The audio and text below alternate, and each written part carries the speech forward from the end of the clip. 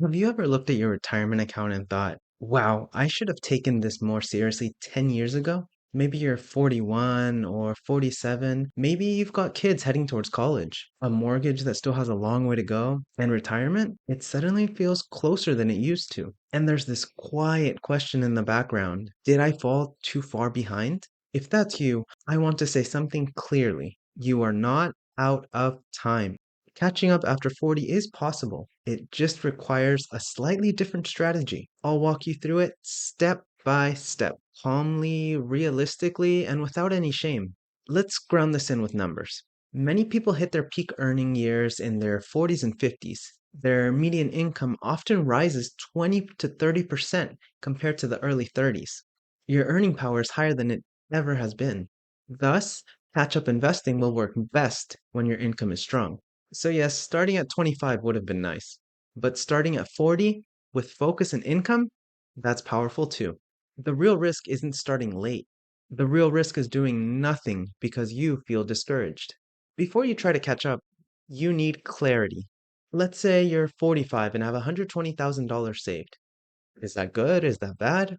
Well, it depends. Here's a simple way to think about it. Common retirement rule suggests needing about 25 times your annual spending. If you expect to spend around 60,000 per year in retirement, multiply your spending by 25. So in this case, $60,000 times 25 is equivalent to $1.5 million. That's a rough long-term target. Now you have direction. Without a number, everything feels vague. With a number, you can build a plan. So if you're behind at 40, the most powerful lever isn't picking better stocks, it's saving more. Let's compare two people. Maria saves 8% of her income at age 43. David saves 20% of his income at age 43. Both invest in similar index funds. Who catches up faster? Well, David does. Because at this stage, contributions matter more than small return differences.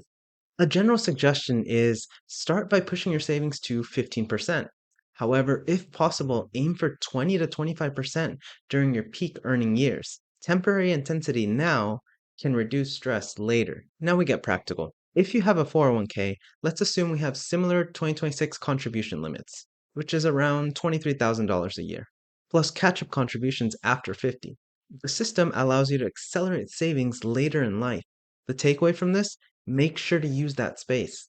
Then consider a Roth IRA or a traditional IRA. You don't need complicated accounts. You need to fully use the simple ones available to you. This is not the time for random stock picks. At 40 or 45, you may still have 20 to 25 years until retirement. That's long-term investing. Broad stock index funds like total market funds or S&P 500 funds give you exposure to hundreds of companies all at once. In other words, you own a share of the market.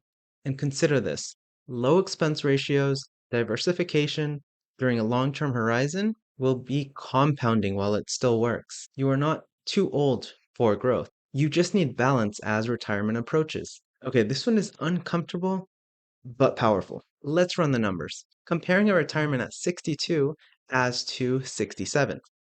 That's 5 extra earning years, 5 more years of contributions, and 5 fewer years withdrawing. It dramatically improves your math. Even working part time in your mid 60s changes everything. Retirement is not a light switch, it's flexible. At 45, your biggest wealth decisions are rarely coffee. They're housing, cars, and lifestyle creep. If refinancing, downsizing, or driving a paid off car frees up $500 per month, imagine this. $500 a month invested for 20 years. At 7% annual growth, that's roughly $250,000. Thus, you can tell small structural changes create six-figure results.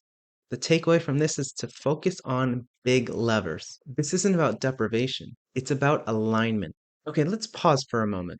Many people in their 40s feel regret, but regret is backwards looking.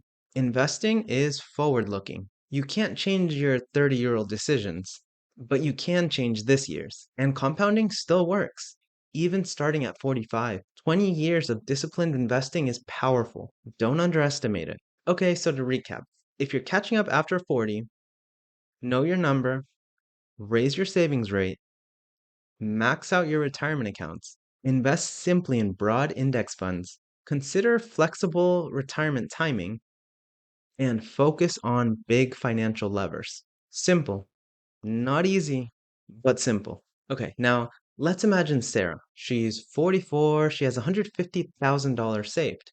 She increases savings to 1,800 per month. She earns 7% annually. In 20 years, she could approach or exceed $1 million. Is that guaranteed? No. Is it realistic with consistency? Yes. The difference between panic and progress is a plan.